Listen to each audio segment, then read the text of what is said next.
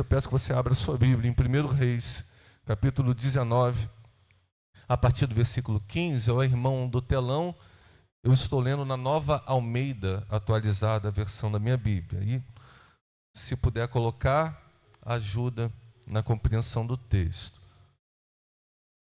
Eu quero falar sobre esse chamado de Deus. Esse chamado de Deus para um tempo de mudança, de avivamento. Você crê que Deus tem algo reservado para esse tempo? E que Deus conta com a Igreja Metodista Central de São Gonçalo para esse tempo? Que Deus está fazendo algo em você, mas também através de você? Então, por favor, só mais uma vez, se ponha de pé comigo e vamos ler esse texto bíblico em nome de Jesus. Diz assim: então o Senhor disse a Elias: volte ao seu caminho para o deserto de Damasco. Chegando lá, unja Azael como rei da Síria. Unja também Jeú, filho de Nise, como rei de Israel, e Eliseu, filho de Safate, de Abel-Meolá. Unja Eliseu como profeta em seu lugar. Repita comigo: unja Eliseu como profeta em seu lugar. Versículo 17: quem escapar à espada de Azael, Jeú matará. Quem escapar à espada de Jeú, Eliseu matará.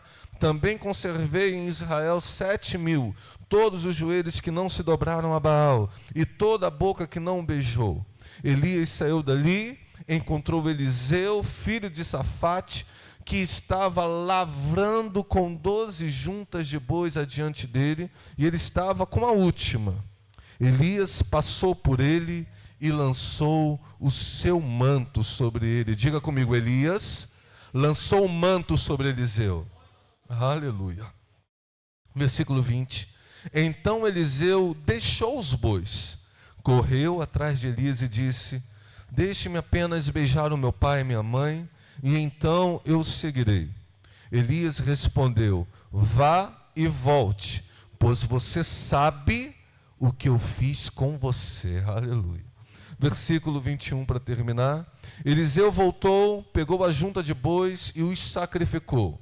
E com os equipamentos dos bois cozinhou a carne, deu ao povo e eles comeram. Então Eliseu se levantou, seguiu Elias e o servia. Eliseu se levantou, seguiu Elias e o servia. Repita isso comigo: Eliseu se levantou, seguiu Elias e o servia. Você pode se assentar, que o Espírito Santo venha nos dar iluminação para que possamos compreender e sermos transformados pelo poder dessa palavra. Quero só lembrar aqui, a critério de pano de fundo, o contexto em que Israel vivia nesse tempo. Israel estava sendo governado pelo rei Acabe. Qual era o nome do rei? Se você ler sobre Acabe, vai estar escrito que Acabe fez mal, aquilo que era mal perante os olhos do Senhor. E não apenas que era mal, ele procedeu tão mal que ele foi pior do que os reis que o antecederam. De modo que Israel estava vivendo um tempo de degradação moral, religiosa, ética, espiritual. Acabe havia se casado com uma princesa pagã, cujo nome era Jezabel. Qual era o nome dela? Esse nome significa Baal é príncipe. E ela traz consigo os profetas de Baal e introduz em Israel o culto a Baal. O povo começa a ficar misturado, um tempo de secularização, um tempo de paganismo, começa a ser introduzido em Israel. Israel começa a ficar com seu culto morno. Ora estava na igreja, ora estava no alto dos montes, sacrificando a Baal. Jezabel vai impor agora a Israel um tempo de apostasia, um tempo de frieza e mornidão espiritual. E é nesse tempo tão difícil na vida de Israel que Deus vai levantar Elias. Deus vai levantar quem, irmãos? Elias. Se o nome de Jezabel significa o príncipe existe, Baal existe, o nome de Elias, por sua vez, vai significar Javé é Deus. O que significa o nome de Elias? Como Javé é Deus, como se dissesse, só o Senhor é Deus. Então, no momento em que o povo estava se corrompendo, abandonando o altar do Senhor, abandonando o culto do Senhor, abandonando os mandamentos, as instruções do Senhor, Deus levanta o seu profeta, a sua boca na terra para dizer, Baal não é Deus, Baal não passa de ídolos, Baal não passa de uma invenção humana, só o Senhor é Deus. Você pode levantar a sua mão comigo e proclamar, só o Senhor é Deus. Elias trata de uma igreja que Deus levanta na terra. Elias trata de um tempo em que Deus estabelece os seus homens e mulheres, num tempo de frieza, apostasia, degradação moral, como essa que nós vivemos hoje. Está difícil viver nesse tempo, tá ou não está, irmãos? Temos clamado, Maranata, ora vem, Senhor Jesus. Tempos de opressão, tempos de violência, tempos de filosofias, ideologias que são contrárias à família, contrárias aos valores cristãos. Tudo parece estar mais difícil, como o apóstolo Paulo disse, nos últimos dias sobrevirão tempos trabalhosos, pois é nesse tempo que Deus levanta os seus Elias, que Deus levanta a sua igreja, que Deus levantou a igreja metodista em São Gonçalo para fazer a diferença, para ser sal, conforme o pastor Leandro falou aqui, para ser luz. E ali se levanta com toda ousadia e toda coragem, como nós também debaixo desse espírito devemos nos levantar com toda ousadia e com toda coragem. Amém, irmãos? Mas o fato é que o tempo de Elias estava acabando. Elias, enquanto homem, ele se cansou. Esse texto que nós lemos aqui é o texto que Elias estava cansado fisicamente. Alguém aqui no nosso meio cansado fisicamente? O pastor Leandro falou à igreja, depois de um mês de comemoração, o povo já está cansado de tanto celebrar. Amém, é um cansaço bom. Não era o cansaço de Elias. Elias estava cansado fisicamente. Elias estava cansado emocionalmente. Elias estava cansado espiritualmente. Por quê? Porque nesse tempo em que o povo que havia sido separado para se consagrar ao Senhor, para ser um povo modelo, para ser um povo referência, esse povo estava abandonando o Senhor e Elias, ele se achava que era o único que se importava. Você já sentiu assim? Parece que à sua volta ninguém está ligando para nada e só você que está se importando com as coisas na sua casa. É assim ou não é? De como anda a saúde, como anda a finança, ninguém está nem aí, e parece que só você se importa, não há quem clame, não há quem faça o que é bem, o bom. E Elias está se sentindo assim, cansado, parece que ele está dando, como dizem os antigos, murro em ponta de faca. Ele se esforça, ele acabara de vir do Monte Carmelo, daquele desafio maravilhoso, em que ele desafia. Deus não responde, obviamente, os profetas de Baal, mas responde a oração dele. Fogo cai do céu, consome aquele altar. Todo o povo de Israel começa a dizer, o Senhor é Deus, os profetas de Baal perecem. Mas logo a seguir vem uma nova luta. Jezabel se levanta ainda com mais força. E talvez você tenha entrado aqui por essas portas e você esteja cansado de tanta oposição, de tanta frustração, de ter tentado de inúmeras maneiras e parece que o status quo não muda. Tudo permanece como dantes no quartel de Abrantes. Essa antiga também, já ouviu essa? Em que pese nós lutemos, nós tentamos fazer de diversas maneiras, nada muda. Elias está se sentindo assim. É nesse tempo que Deus vem visitar Elias no deserto. Deus acorda, desperta Elias, você conhece o texto. E ali tem pão e água. Tem o que, irmãos? E deixe de dizer uma coisa nessa noite. A despeito do seu cansaço, seja ele físico, seja ele mental, emocional, espiritual, o anjo de Deus também está trazendo aqui nessa noite para a tua vida pão e água. O pão fala da palavra de Deus, porque nem só de pão viverá o homem, mas de toda a palavra que procede da boca de Deus. Disse Jesus que aquele que dele se alimenta, por ele viverá, porque a sua carne é verdadeira comida. Você pode dizer amém? Ele é o pão vivo que desceu do céu. A água fala do Espírito Santo, aquilo que Paulo vai dizer em Tito, lavar, renovador e regenerador do Espírito Santo. Aquilo que Cristo havia profetizado, aquele que crê em mim, rios de água viva fluirão do seu interior. E nesse tempo de cansaço, Deus provê palavra e mover do Espírito. Está chegando um novo tempo nesse lugar em que Deus vai promover cada vez mais conhecimento, profundidade da sua palavra e mover do Espírito Santo. Pão e água. Porque ainda há muitas milhas para continuar caminhando. Fala isso para o irmão do teu lado. Não acabou não, tem muitas milhas ainda. Tem muito ainda. Quero profetizar sobre jovens, mas eu também quero profetizar sobre os velhos, que tá achando que seu tempo acabou. Deus tem mais coisa para realizar na tua vida. Estava falando lá embaixo para o sessentão Raimundão. A Bíblia diz aos idosos, né, que na sua velhice serão cheios de seiva e de verdor e frutificarão nos atos do nosso Deus. Não acabou, tem mais.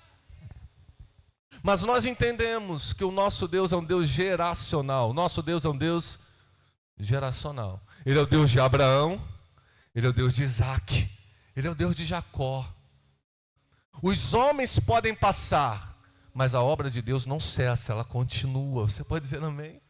E assim na palavra vieram os patriarcas, José, as suas gerações. Depois Deus levanta Moisés, os reis, profetas, até que chega a plenitude dos tempos e chega o Rei dos reis e Senhor dos senhores. O Verbo se fez carne, tabernaculou em nosso meio, cheio de graça e de verdade. Mas ele subiu e disse algo: vocês farão obras ainda maiores. E olha que Jesus não fez pouca coisa não, irmãos. Mas há uma promessa sobre a sua igreja, que no nome dele, conforme nós cantamos aqui, não é nada no nosso nome, é sempre no nome dele, porque o nome dele é o nome acima de todo nome, nome pelo qual me importa que sejamos salvos. No nome dele faríamos obras ainda maiores. Até que ele volte, essa obra não vai acabar. O pastor Leandro citou aqui Mateus, quando Jesus disse: eu edificarei a minha igreja, e as portas do inferno não prevalecerão contra ela. Essa é a garantia que nós temos. Primeiro, que quem edifica a igreja? O Senhor. Eu edificarei, disse Jesus. Nós até cooperamos, nós até trabalhamos, como diz o apóstolo Paulo, um é que semeia, outro é que rega, mas é Deus quem dá o crescimento. Nós somos como semeador, a gente apenas semeia, mas como está escrito lá em Marcos, a parábola do reino de Deus, a semente cresce e a gente não sabe como. Porque a palavra de Deus é espírito, é vida, ela é vivificante.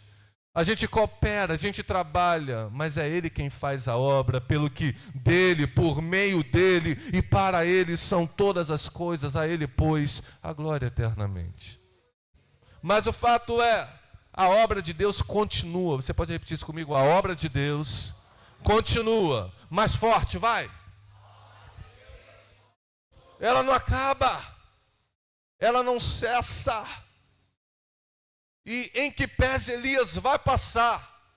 Deus está levantando uma nova geração. Deus está levantando um novo tempo. Deus está levantando um novo ciclo. Ele recebe a desistência de Elias.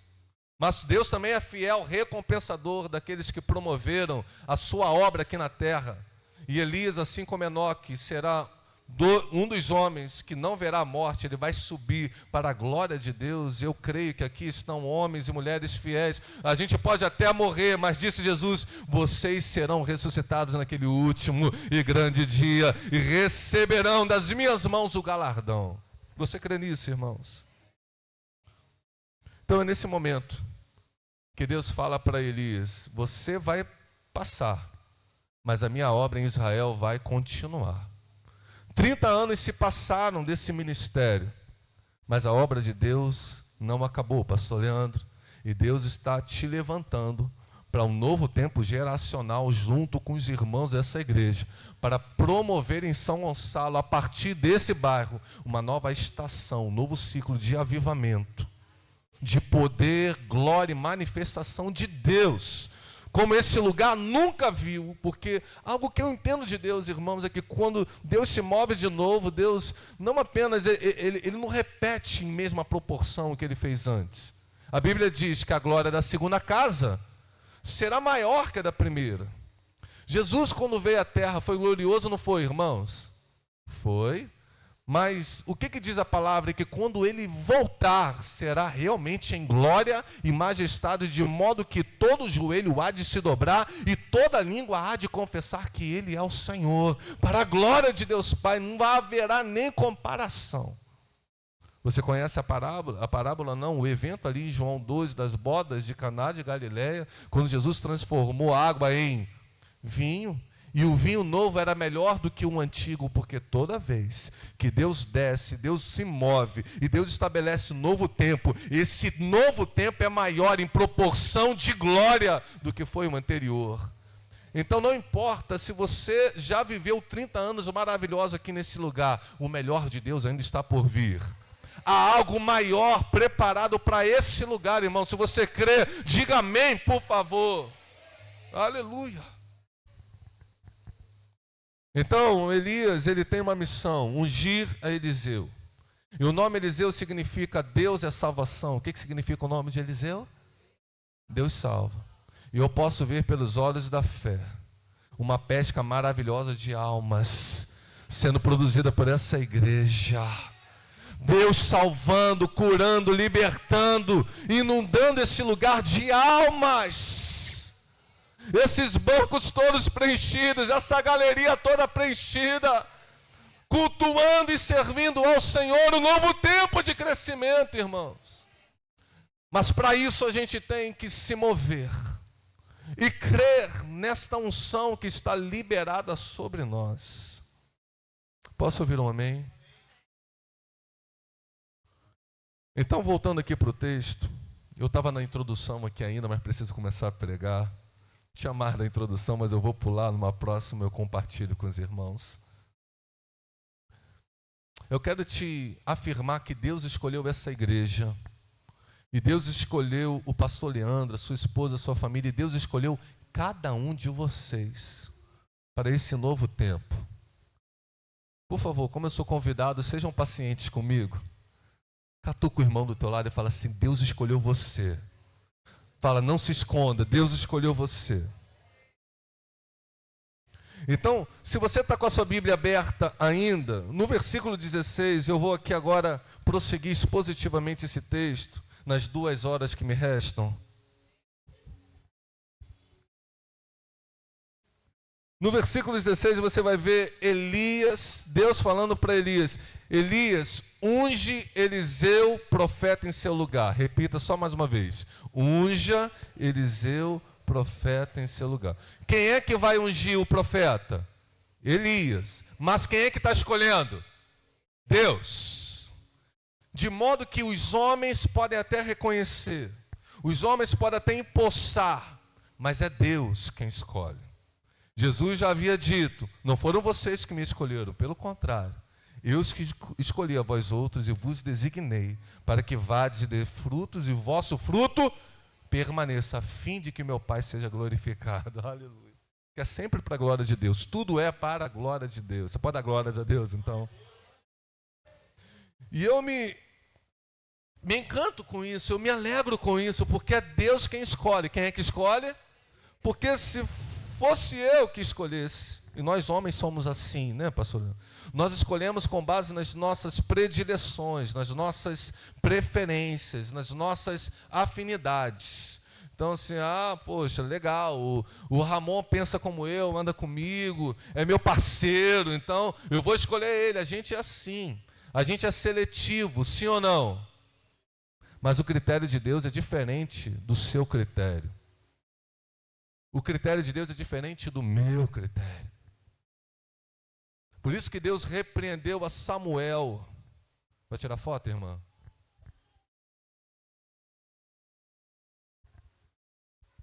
Por isso que Deus repreendeu o profeta Samuel. Quando Samuel foi ungir um novo rei de Israel, o profeta se impressionou com a altura, com o tamanho dos irmãos de Davi. Foi ou não foi?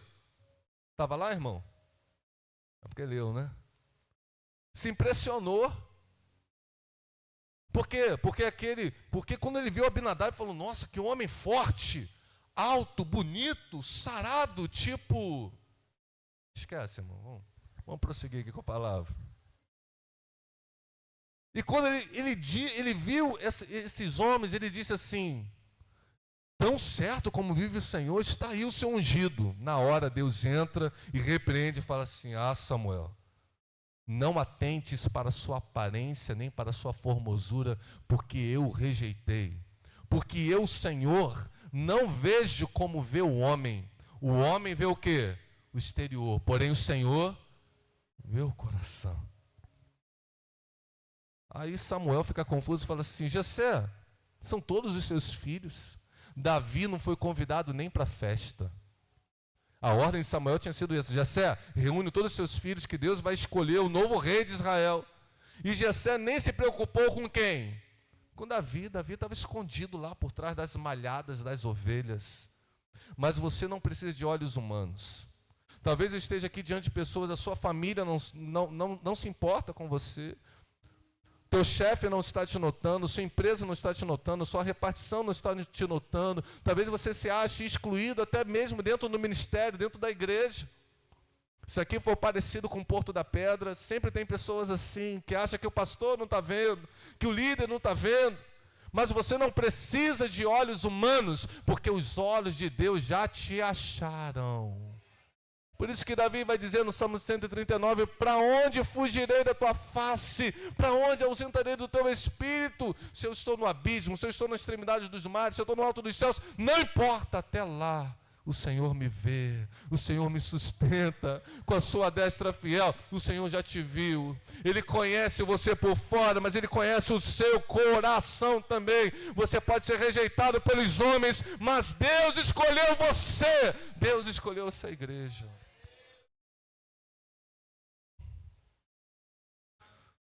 Pedro se achava um pecador.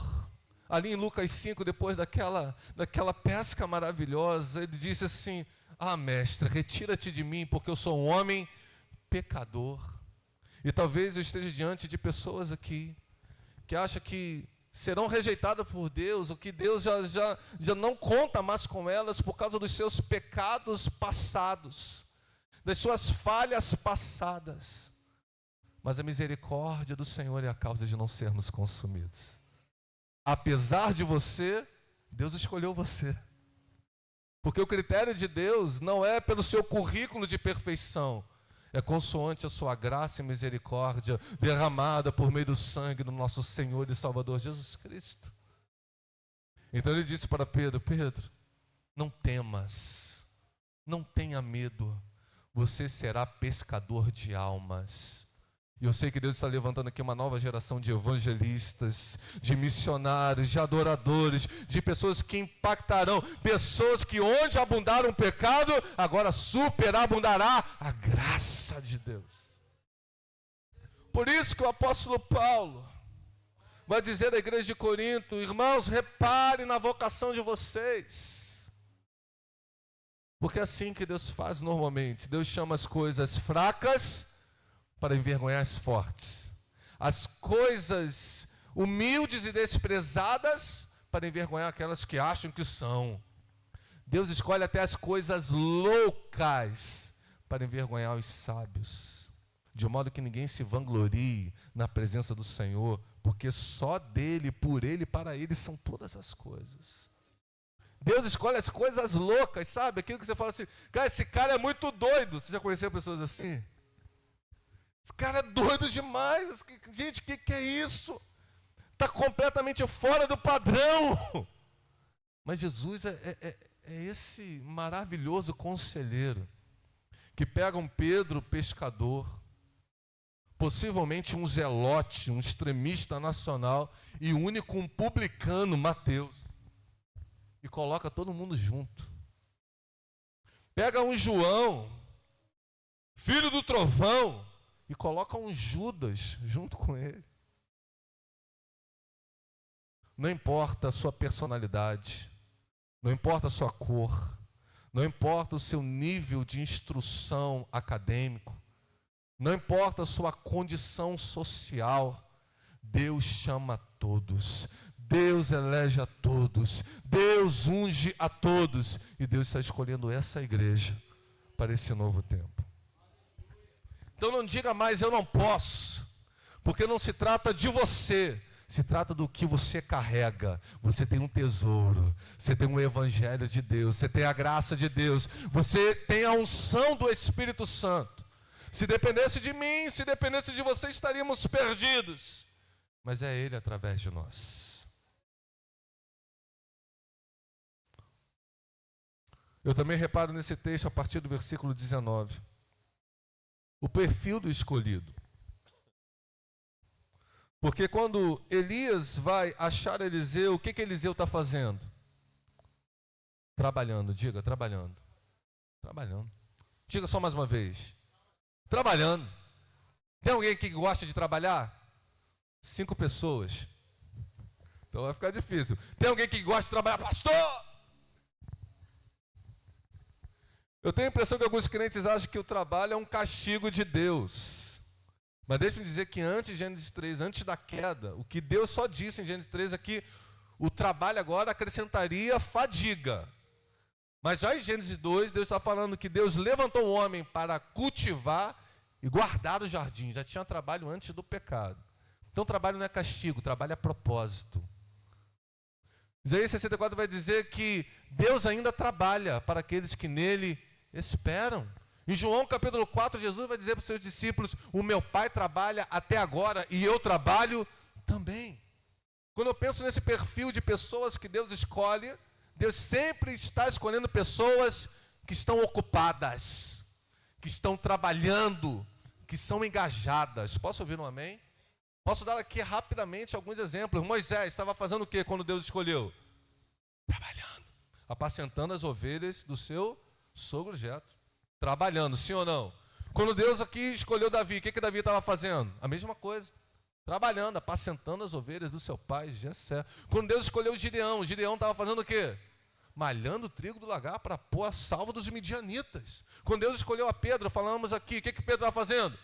Pescando. Quando Deus escolheu Eliseu, ungiu Eliseu, o que Eliseu estava fazendo? Trabalhando. Então deixa-me te falar uma coisa, Deus procura não apenas disponibilidade. Muitas pessoas falam isso, né? Deus está em busca de pessoas disponíveis. Não necessariamente. Tempo hoje é algo escasso, é ou não é, irmãos? Quantas pessoas falam assim: pastor, eu queria ajudar, mas eu não tenho tempo. Mas eu sempre lembro para o irmãozinho desse que me chega e fala: pastor, eu não tenho tempo. Aí eu leio Eclesiastes capítulo 3, versículo 1. O que está escrito lá? Que para todo propósito tem um tempo determinado. Aí eu falo: irmão, é porque provavelmente não é que você não tenha tempo, você não tem propósito. Porque se você tiver propósito, você arruma tempo. Só um exemplo básico, né? A pessoa fala assim: eu não tenho como fazer dieta, não tenho como fazer exercício. Aí começa a passar mal, vai no médico. O médico fala assim: se você não cortar o açúcar agora, e você não começar a caminhar agora, você vai morrer mês que vem. O que a pessoa vai fazer? Vai arrumar tempo. Ela arruma tempo.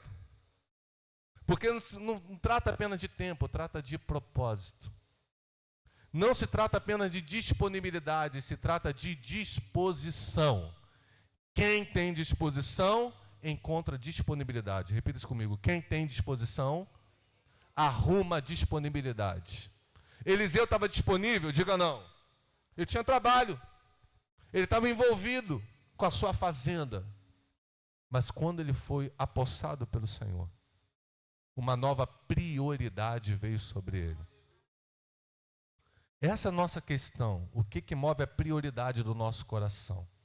Existem muitas necessidades legítimas, mas o Senhor não nos chamou para nos mover pelas necessidades, e sim pelas prioridades. O pão é necessário, mas o reino é prioritário. Por isso que ele disse: vocês não fiquem preocupados com o que vocês têm de comer, beber e se vestir. São as necessidades básicas de todo homem. Antes, buscai o reino de Deus em primeiro lugar, e a sua justiça, e as demais coisas serão acrescentadas. O que mais a gente vê é crente invertendo a ordem. Busca em primeiro lugar aquilo que ele tem que comer, beber e vestir, e deixa o reino em segundo. Não alcança as coisas que tanto almeja, e muitas vezes ainda perde o reino. Mas está chegando um novo tempo nesse lugar. De pessoas que priorizam o reino, de pessoas que amam o Espírito Santo, que amam a palavra, que amam a obra evangelística, que amam o ministério, que abnegam a si mesmo. Porque Jesus disse, se alguém quiser vir após mim, quais são as condições? A si mesmo se negue, tome a sua cruz e então siga-me. Esse é o perfil de Deus. Eu quero te falar, irmãos, que tudo que você está vivendo, tudo que você já viveu até hoje, é um treinamento que Deus está fazendo para algo novo que Ele vai liberar sobre a sua vida. Davi não entendia o que ele estava passando, mas depois ele foi entender que quando ele precisou matar aquele gigante, Deus já havia o treinado antes, sim ou não? Moisés não entendeu porque ele passou 40 anos no Egito, 40 anos no deserto, mas quando Deus o colocou ali para liderar aquela nação, ele entendeu que todos aqueles 80 anos foram de preparação para algo novo. Então deixe-me te falar, esses 30 anos que vocês já viveram não foi em vão. Essas estações, esses ciclos, crescimento, lutas, processos, abandonos, traições, tudo isso faz parte de um treinamento de Deus para algo novo que Ele está liberando sobre essa igreja. Sim, Eliseu estava envolvido com algo. Eliseu era um homem de posses, sim ou não? Tinha uma fazenda, tinha 12 juntas de bois, não era um simples plebeu ou camponês, era um fazendeiro. Eliseu era um homem de posses, repita comigo, Eliseu era um homem de posses. Tem problema, pastor, ter posses? Nenhum, eu também gostaria de ter, não se tem. A questão não é ter posses, a questão é quem te possui. Eliseu, apesar de ter posses, quando Elias lança um manto sobre ele, e lançar um manto naquela cultura antiga significa ter o direito de propriedade, requerer para si aquilo, Eliseu não titubeou, Eliseu não negociou, ele disse, eu vou me desfazer de tudo, eu vou me despedir dos meus pais, eu vou queimar isso tudo, e eu viverei algo novo a partir de agora. Posso ouvir um amém? Então é isso que Eliseu fez. Essa próxima parte da palavra é imprescindível nós valorizarmos o chamado.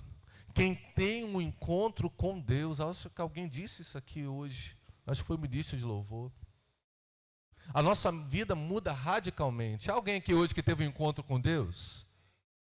Nossa, a gente começasse a distribuir o microfone aqui e você começasse a falar como foi aquela experiência quando você encontrou o Senhor, seria um culto memorável.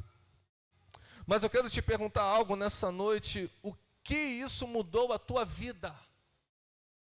Porque quando eu vejo Paulo encontrando com o Senhor no caminho de Damasco, eu vejo um homem completamente diferente, sim ou não? Tudo se fez novo na vida dele, aliás, ele vai escrever isso. Aquele que está em Cristo, as coisas velhas já passaram, tudo se fez novo. Ele vai dizer, eu agora estou crucificado com Cristo. Não vivo mais eu, mas Cristo vive em mim. Com Eliseu não vai ser diferente, com Moisés não foi diferente, Gideão, Davi, com Mateus. E com Eliseu também não.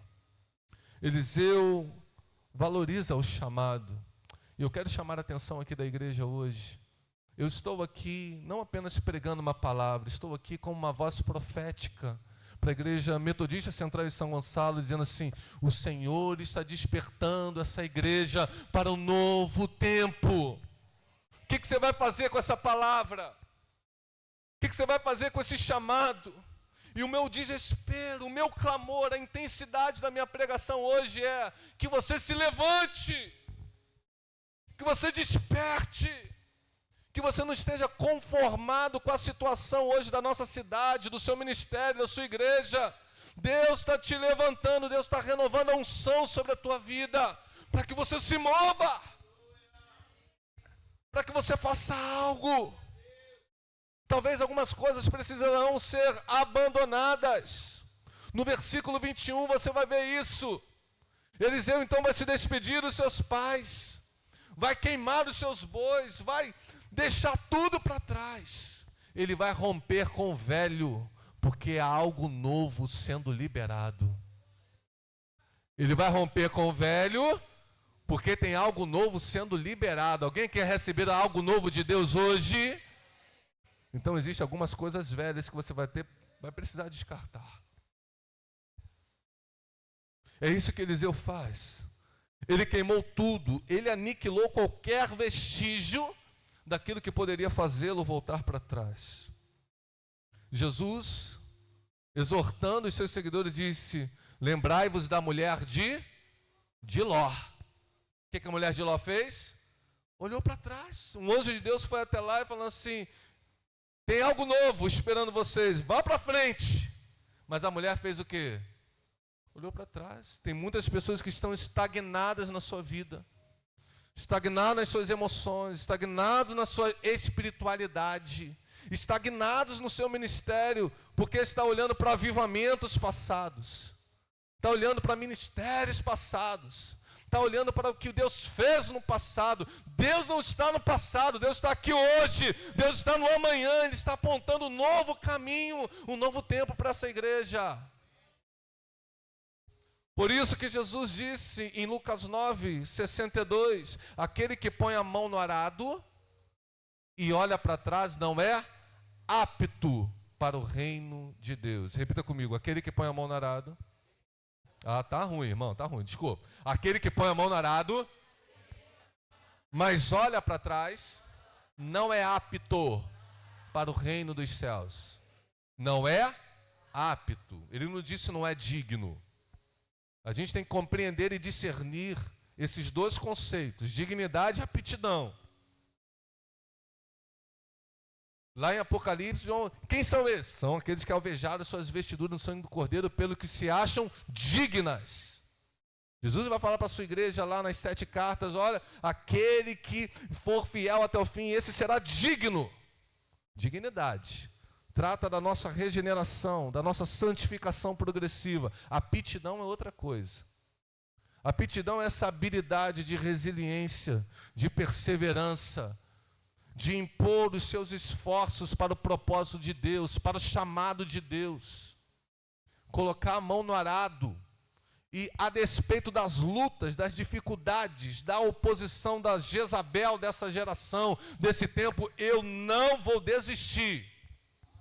Eu não vou largar a obra de Deus. Foi Deus quem me chamou, e o chamado de Deus é irresistível e deve ser também irreversível.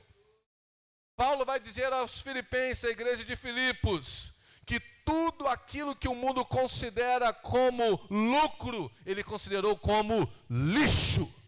Sabe por quê? Porque ele ganhou a Cristo. Por causa da sublimidade do conhecimento de Cristo. Aí logo a seguir ele vai dizer: então, esquecendo das coisas que ficaram para trás, fama, dinheiro, status, religiosidade barata, esquecendo de tudo isso que os homens se apegam, eu esqueci isso. Eu olho para frente, eu prossigo para o alvo, para o prêmio da soberana vocação de Deus em Cristo Jesus. Oh, aleluia! E eu estou chamando aqui hoje essa igreja a caminhar para frente. Não importa se o passado foi ruim ou se foi bom, passou. Tem algo novo de Deus. Tem algo novo de Deus. Nem olhos viram, nem ouvidos ouviram, nem jamais penetrou em coração humano aquilo que Deus já tem preparado para aqueles que o amam. E Ele está novo revelando pelo seu Espírito.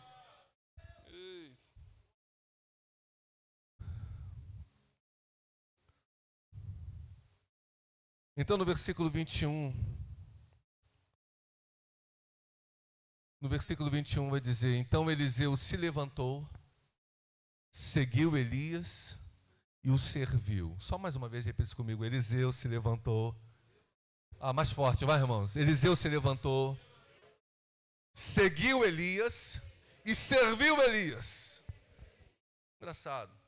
Deus mandou Elias ungir Eliseu para que ele fosse profeta do Senhor. Deus mandou Elias ungir Eliseu para que ele servisse ao Senhor. Quantos servos do Senhor eu tenho aqui nessa noite? 1, 2, 3, todo mundo, amém. Se Jesus voltar aqui hoje, se eu não levantar a mão, não vai não, hein? Servo do Senhor. E às vezes eu me deparo com certas pessoas dizendo, eu sou servo do Senhor, eu sou serva do Senhor. Aí eu procuro provar. Está servindo aonde? Está servindo quem? Porque ser servo do Senhor implica necessariamente servir ao próximo. A nossa vida com Deus não está dissociada, não está apartada daquilo que nós fazemos na terra para o próximo. Servir a Deus implica em servir a sua geração. Eliseu foi levantado como profeta de Deus para suceder Elias, mas antes ele vai seguir Elias. Ele vai servir Elias. Quando Deus fala, qual é o maior mandamento de todos? Perguntado para Jesus, qual é o maior mandamento de todos? Amarás o Senhor teu Deus, de toda a alma, todo o coração, força e entendimento. Amém ou não amém? Quando o homem pensou em falar alguma coisa, Jesus falou, amarás o teu próximo como a ti mesmo. Se você ama a Deus, vai dizer o apóstolo João, logo você deve amar também o seu irmão. Porque quem diz que não ama o seu irmão, e ama a Deus, ele é o quê? Mentiroso. E a verdade não está nele. De igual maneira, quem serve a Deus, serve o próximo. Porque a fé sem obras é morta. Por isso que Tiago vai dizer, você crê em Deus, mas não ajuda o seu irmão. Você crê em Deus, mas não serve no ministério. O que você está fazendo com os seus dons, com as suas vocações? Está usando apenas para a sua profissão secular? Está usando apenas para benefício próprio? Nós somos mordomos de Deus. Nossos talentos, nosso tempo, nossos recursos, tudo é para ser empregados para o crescimento do reino de Deus na terra. Ele é a nossa prioridade. Aqui é uma igreja que crê que vai morar no céu, que crê que a nossa pátria é o céu. Nossos pés podem tocar a terra, mas nossos olhos estão no céu. Somos peregrinos e forasteiros aqui.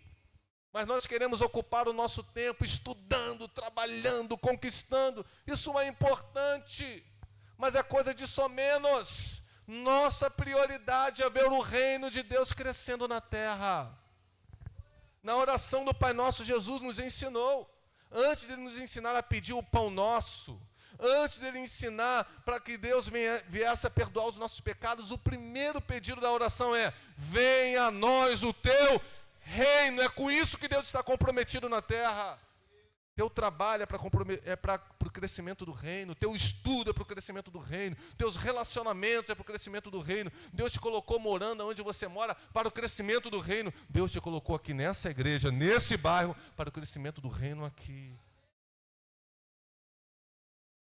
Então, irmãos, sirva a Deus nessa geração. Como disse o apóstolo Paulo à igreja de Éfeso, procurai compreender qual era a vontade do Senhor. Desperte você que está dormindo. Levante-se dentre os mortos e Cristo resplandecerá na tua vida. Nós oramos isso aqui hoje. Há um desejo no nosso coração. Nós queremos ser essa cidade edificada sobre um monte. E igreja não é apenas essa parede, essa instituição. Igreja é o corpo de Cristo. Ela é feita de pessoas. A igreja será viva quanto mais vivo você for. A igreja será avivada quanto mais avivado você for. Essa igreja vai fluir nos dons espirituais quanto mais você buscar o poder do Espírito Santo. Então, pelo amor de Deus, irmãos, se envolva com esse chamado de Deus para essa igreja. O tempo de Elias passou. Elias foi o pai do profetismo em Israel. Mas posso te falar, Eliseu fez mais milagres do que Elias. Não se abisme com isso. Elias pode até ser mais famoso. Elias pode ter subido aos céus, em meio a um redemoinho de carros e cavaleiros de fogo. Mas Eliseu não ficou por menos, ele recebeu a porção dobrada do seu espírito. Posso ouvir um amém?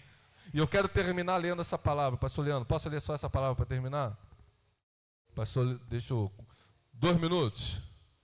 Quem me dá 2 minutos? Estou brincando, não vou fazer isso aqui não, só vai na minha 2, 4, 6, 8. E aqui é quando Elias vai ser arrebatado. 2 Reis, capítulo 2, versículo 11. Enquanto iam caminhando e falando, e aqui rapidamente, ó, é o momento, é a cena final. É a cena o quê? Final. Eliseu tinha pedido, eu quero porção dobrada, Elias falou, se você me ver subindo, isso vai te acontecer. Amém ou não amém? Aí o que aconteceu? Eles chegam até o Rio Jordão, Elias pega o seu famoso manto e toca nas águas. O que acontece nas águas do Jordão? As águas se abrem. Jordão fala de um tempo de transição. Foi assim com Josué, lembra? Né? Deus falou para Josué, assim como eu fui com Moisés, eu serei contigo. Então Deus abriu o Rio Jordão. E agora Deus está fazendo com Elias. Mas Deus também vai fazer com Eliseu. Porque está dizendo, eu fui com essa igreja nos últimos 30 anos, mas eu continuarei sendo com ela. Amém? Então quando chega do outro lado, Elias, olha o que vai acontecer. Enquanto iam caminhando, eis que um carro com fogo, cavalos de fogo, os separou um do outro. Elias subiu ao céu num redemoinho. Ao ver isso, Eliseu gritou, meu pai, carros de Israel e seus cavaleiros. E nunca mais Eliseu viu Elias. E pegando a sua própria roupa, ele rasgou em 2 partes.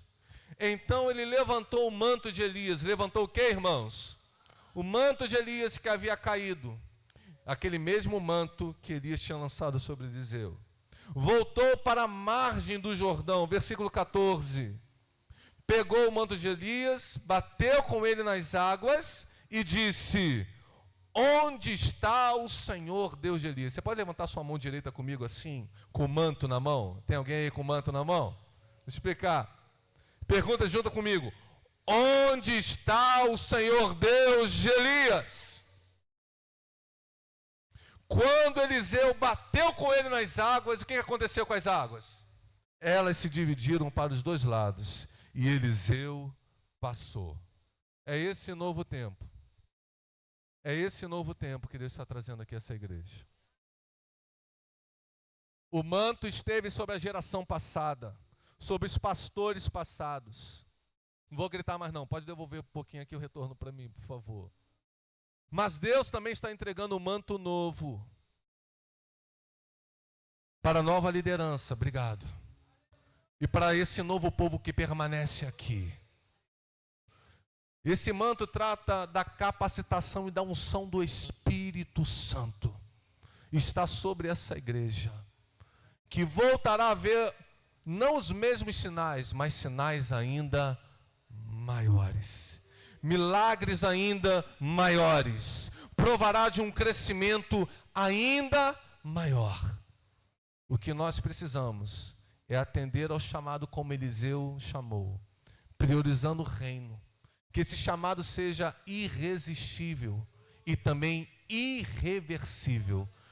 Vamos esquecer das coisas que ficaram para trás. Aprendemos, estamos seguindo aquilo que a geração passada nos ensinou.